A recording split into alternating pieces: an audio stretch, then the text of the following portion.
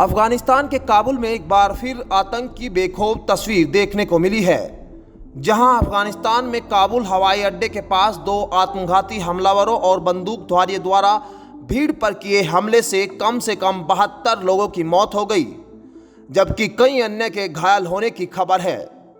सूत्रों के अनुसार हवाई अड्डे पर हुए हमले में कम से कम 60 अफगान मारे गए हैं तथा 143 लोग घायल हुए।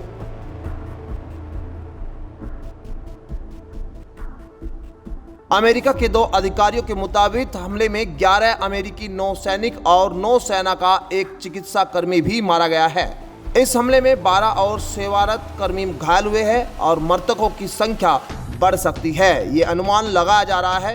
वहीं अफगानिस्तान से अमेरिकी लोगों की वापसी का काम देख रहे जनरल ब्रेक मैकजी ने कहा कि अमेरिका काबुल हवाई अड्डे के साजिशकर्ताओं का पता लगाएगा। माना जा रहा है कि हमला इस्लामिक स्टेट समूह से अफगानिस्तान के संबंध लोगों ने अंजाम दिया है।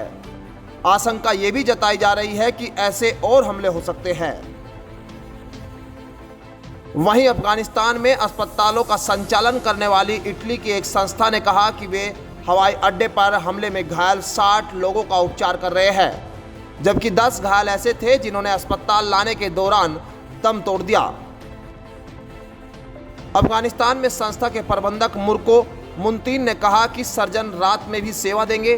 घायलों की संख्या को देखते हुए बिस्तरों की संख्या बढ़ाई गई है। संयुक्त राष्ट्र महासचिव एंटोनियो गुतारेस ने काबुल हवाई अड्डे पर आतंकवादी हमले की निंदा की है। ब्रिटेन के प्रधानमंत्री बोरिस जॉनसन ने हमले को बर्बर करार देते हुए कहा कि निकासी अभियान तेजी से जारी रखने की जरूरत है।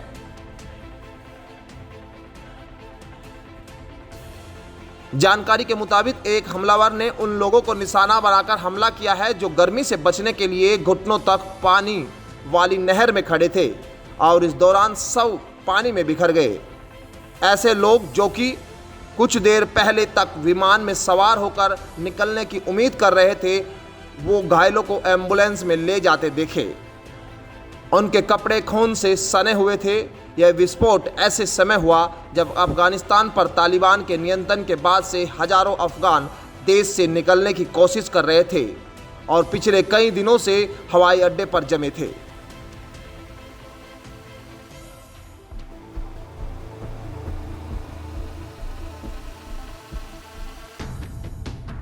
काबुल हवाई अड्डे से बड़े स्तर पर लोगों की निकासी अभियान के बीच पश्चिमी देशों ने हमले की आशंका जताई है।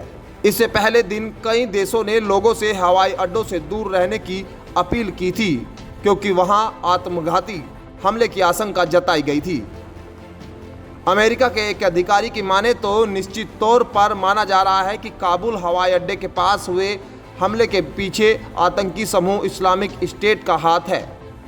इस्लामिक स्टेट समूह तालिबान से अधिक चरमपंथी है और इसने असैन्य नागरिकों पर कई बार हमले किए हैं।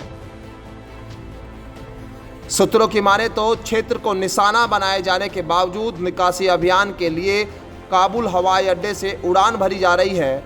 पेंटागन के प्रवक्ता जॉन किर्बी ने कहा कि एक धमाका हवाई अड्डे के प्रवेश द्वार के पास हुआ, जबकि दूसरा एक होटल से कुछ दूरी पर हुआ। उन्होंने कहा कि हमले में सैनिकों समेत कई लोग हताहत हुए हैं, लेकिन कोई आंकड़ा अभी नहीं दिया गया है। Bureau report, news 80 desk.